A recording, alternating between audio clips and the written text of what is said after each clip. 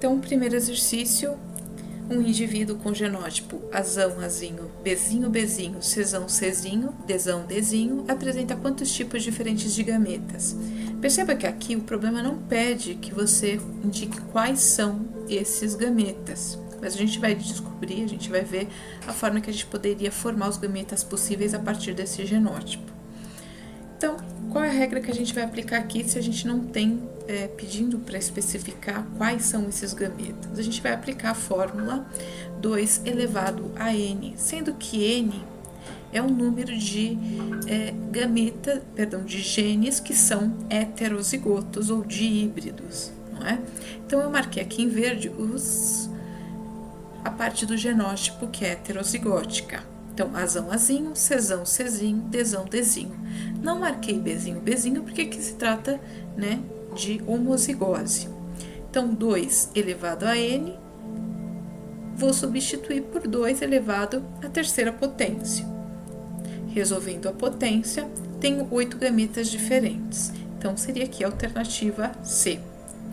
Se o problema pedisse para que eu especificasse quais os gametas possíveis, né, formados a partir desse genótipo, eu faria a seguinte chave, saber quais os meus gametas possíveis a partir desse indivíduo. Então, separo azão, azinho, para cada um, quais seriam as possibilidades diferentes de formar gametas a partir desse conjunto de genes? Eu só posso ter bezinho, né? Então, só coloco uma opção, porém, bezinho poderia combinar com duas possibilidades diferentes, cezão ou cezinho. E cezão, cezinho poderiam combinar com duas possibilidades de desão ou dezinho. Essa chave, então, a gente vai utilizar para ver quais as possíveis combinações a partir desse genótipo principal. Quando azão, bezinho, cezão, desão se encontrarem, eu vou ter a formação do gameta azão, bezinho, cezão, desão.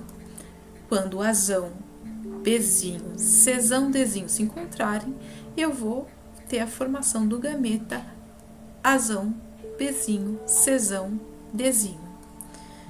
Azão, bezinho, cezinho, desão.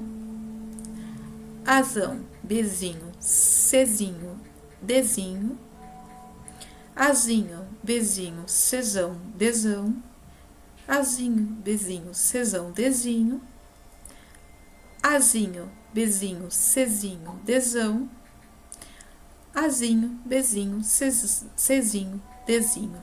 Então, eu tenho aqui no total 1, 2, 3, 4, 5, 6, 7, 8 gametas, que foi aquele número de gametas diferentes que a gente verificou aplicando a fórmula.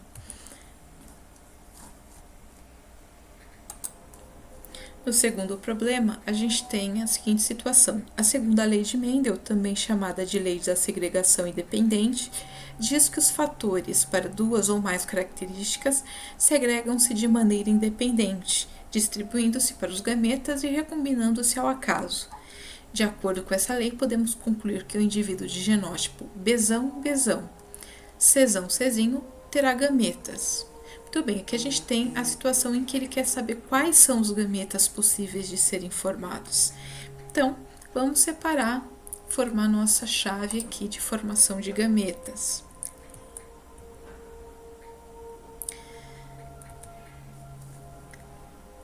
Só tem uma opção, bezão, bezão, só posso ter uma formação de gametas que recebam informação bezão. Cezão, cezinho, já são duas possibilidades diferentes. Então, cada gameta vai sempre receber bezão, mas a hora vai se combinar com o cezão, a hora vai se combinar com o cezinho, formando duas possibilidades diferentes de gameta. Bezão, cezão, bezão, cezinho. Se a gente fosse aplicar aqui a fórmula, a gente teria 2 elevado a 1, igual a 2 gametas diferentes, ok? Então, a nossa alternativa correta seria a alternativa C.